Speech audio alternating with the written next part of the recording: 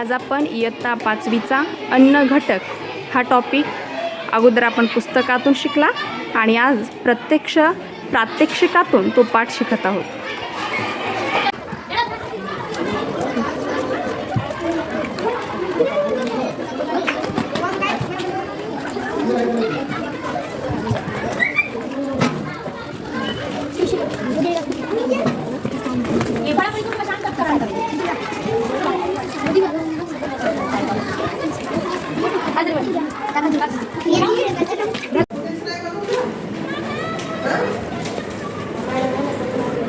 आवडीचं कोण कोण आणले?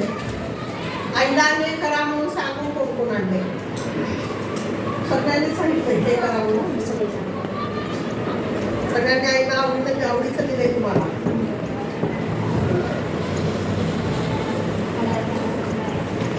नमस्कार. कैलासवासी बापूसाहेब पाटील विद्यालय वडवळ नागनाथच्या वतीनं इयत्ता 5वी वर्गातील जो आपला अन्न घटक पाठ आहे या पाठाचं आपण कालच तो पाठाचं अध्यापन केलेलं आहे आणि आज प्रत्यक्ष कार्बोदके काय असतात, प्रथिनं काय असतात, तंतुमय पदार्थ काय असतात, त्यांचं महत्त्व काय, आपले विद्यार्थी आज प्रत्यक्ष आपल्याला त्याविषयी माहिती सांगणार आहेत आणि ते स्वतः त्यांच्या ताटामध्ये वेगवेगळे दैनंदिन जीवनातील पदार्थ जे आपण खात असतो ते सुद्धा घेऊन आलेले. तर आपल्या या छोटेखानी कार्यक्रमाला आमच्या विद्यालयाच्या मुख्याध्यापिका श्रीमती धनाश्री मॅडमनी सुद्धा भेट दिली आहे.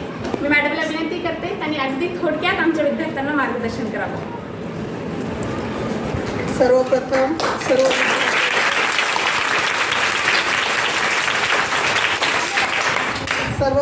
सर्व विद्यार्थ्यांचं खूप खूप अभिनंदन.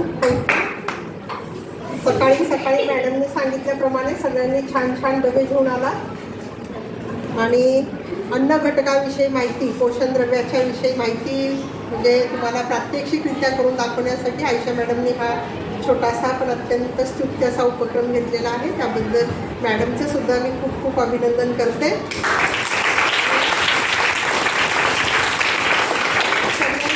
माहिती झालेला असेल तुम्ही आणलेल्या अन्नपदार्थामधून तुम्हाला कोणकोणते पोषण द्रव्ये मिळणार आहेत ते. जरी तुम्हाला माहीत नसतील तर मॅडमकडून तुम्ही मार्गदर्शन त्यांना विचारा की मी आणलेल्या पदार्थातून मला कुठला घटक मिळणार आहे ते. कारण सगळ्या आपल्या संतुलित आहारासाठी, तुमच्या सदृढ शरीरासाठी तुम्हाला सगळ्या पोषण द्रव्यांची आवश्यकता तितक्याच प्रमाणात असते. प्रत्येक पोषण द्रव्य तितक्याच महत्त्वाचं असतं. म्हणून कोणत्या घटकातून तुम्ही कोणता घटक मिळतो हे परत तुम्ही करा. आणि आता ऐकलं की तुम्ही सगळ्यांनी मम्मीला डबा करायला सांगून ते घेऊन आलेला आहात.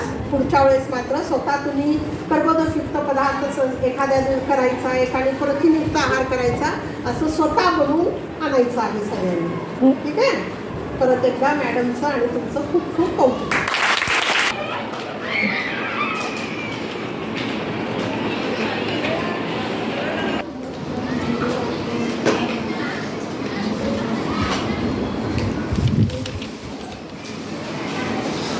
हां तहुरा, मला सांग सजीवांच्या मूलभूत गरजा कोणत्या आहेत तहुरा? अन्न, वस्त्र, निवारा. छान. आपल्याला अन्न कोठून मिळते रे? आपल्याला अन्न वनस्पती व प्राण्यापासून मिळते. वा, छान. मला सांगा, सजीवांना अन्न मिळाले नाही तर काय होईल? सजीव स्वतःचे अन्न स्वतः तयार करू शकत नाहीत. बर, मग कुठून अन्न घेतात सजीव? वनस्पती व प्राण्यापासून अन्न घेतात. हां. जर आपल्याला सजीवांना जास्त दिवस अन्न मिळाले नाही तर मृत्यू होईल. वा, छान. बरं, मला सांगा, मुख्य अन्नाचे घटक कोणते आहेत रे? कार्बोदके, स्निग्ध पदार्थ, प्रथिने, जीवनसत्वे व खनिजे. वा, भले शाबास. मोठ्या प्रमाणात अन्न घटक आपण जे अन्न घटक खातो त्याच्यातले सगळ्यात जास्त कुठले अन्न घटक घेतो आपण आपल्या आहारात? कार्बोदके, प्रथिने, स्निग्ध पदार्थ. बर, कार्बोदके म्हणजे काय? पिष्टमय पदार्थ, शर्करा व तंतुमय पदार्थ यांना एकत्रितपणे कार्बोदके म्हणतात. कार्बोदकांचा मुख्य स्रोत शरीराला ऊर्जा प्राप्त करून देणे. बर, गुड. बरं, मला सांगा, पिष्टमय पदार्थ काय? पिष्टमय पदार्थ म्हणजे ज्वारी, बाजरी, गहू, तांदूळ हां, यांना आपण पिष्टमय पदार्थ म्हणतो. यांच्यापासून आपल्याला पीठ मिळते. बरोबर. बर, शर्करा म्हणजे काय शुभांगी? वनस्पतीपासून मिळणाऱ्या व चवीला गोड लागणाऱ्या वनस्पती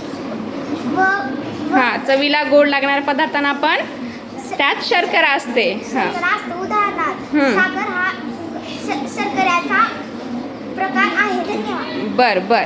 हां मला सांगा शर्करेबद्दल तुम्हाला आणखीन काय माहिती आहे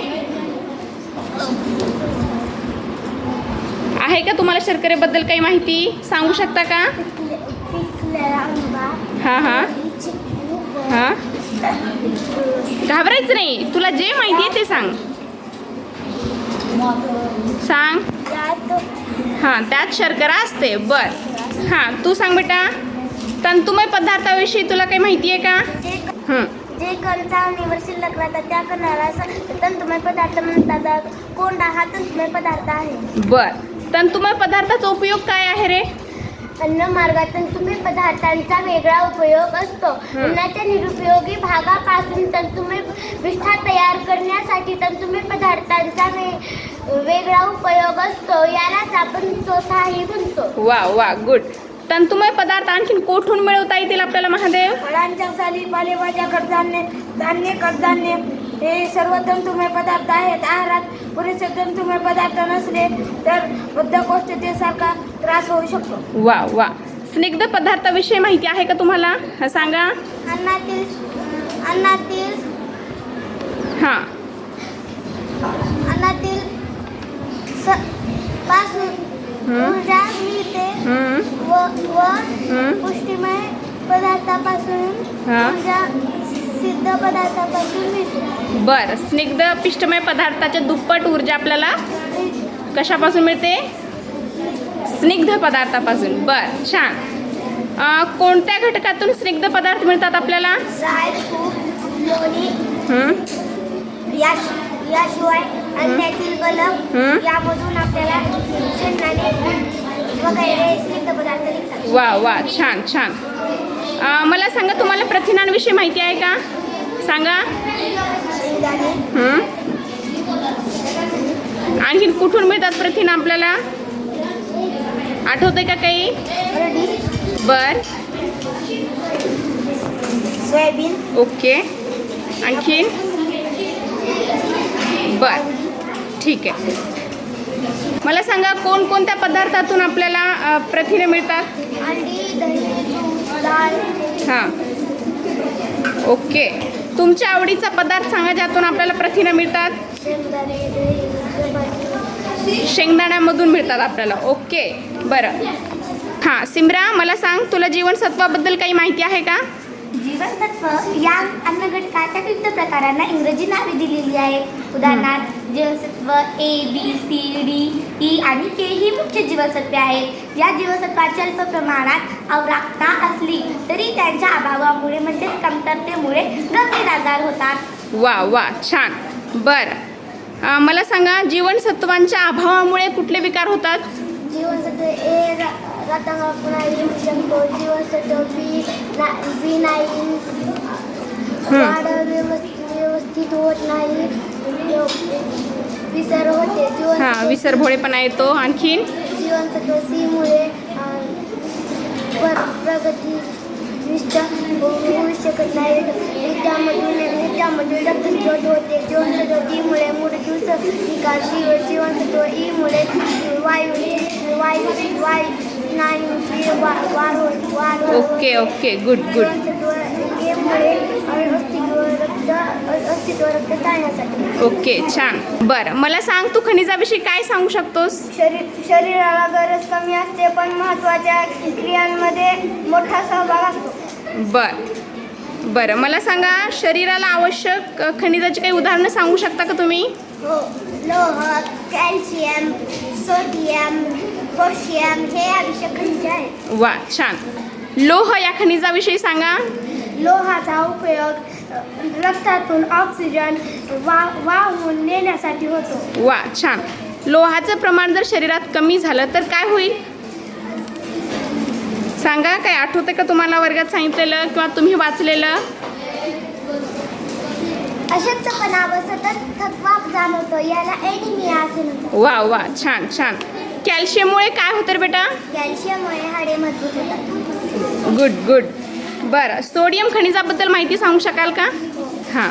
सोडियम हे मानवी शरीरासाठी फार महत्त्वाचे खनिज आहे. स्थायीना आकुंचन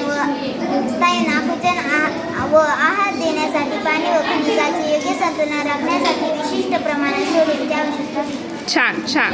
बरं, तुम्ही सांगा पोटॅशियमची जर शरीरात कमतरता झाली तर काय होईल? हां हां सांगा, प्रयत्न करा, सांगा. बरं, तुम्हाला आठवलं सांगाल का? बरं हां, आणखीन कोण सांगेल? तू काय आणलं बेटा डब्यात? मी पोह्याचा चिवडा आणले आहे. पोहे तांदळापासून बनतात. ओके, तुम्ही काय आणलंय? मी चिकू आणले आहे. चिकू हे फळ उन्हाळ्याच्या दिवसात येतात. चिकू मला खूप आवडतात. चिकूमध्ये ग्लुकोज असते आणि जीवनसत्व ए असते. वा वा, गुड गुड. तुम्ही सांगा अनुष्का, तुम्ही काय आणलंय? मी ढोकळा आणले आहे. त्यातून आपल्याला प्रोटीन मिळते व जीवनसत्व डी व सी मिळते. छान छान छान. बरं, श्रुती आता सांगेल. श्रुती, संतुलित आहार म्हणजे काय ग बेटा? आपली प्रकृती उत्तम राहावी असे सर्वांनाच वाटते. अशी परिस्थिती राहण्यासाठी कर्बोदके, प्रथिने, स्निग्ध पदार्थ, जीवनसत्वे आणि खनिजे या सर्वांचाच योग्य तेवढा पुरवठा होणे गरजेचे असते. सर्व अन्न घटकांचा योग्य तेवढा पुरवठा करणाऱ्या आहाराला संतुलित आहार म्हणतात. वा वा, गुड गुड. बघा, आमच्या विद्यालयाचे विद्यार्थी किती मन लावून एकमेकांना शेअर करत दुपारच्या भोजनाचा आस्वाद घेत आहेत. खरं तर हे विद्यार्थी इतका छान डबा घेऊन येऊ शकले शाळेत, याच्यामागे सगळ्यात जास्त मेहनत त्यांच्या आईची आहे. विशेष करून त्यांच्या आईचं मी अभिनंदन करते. खूप छान. टाळ्या वाजवा मम्मीसाठी, जोरात वाजवायच्या टाळ्या.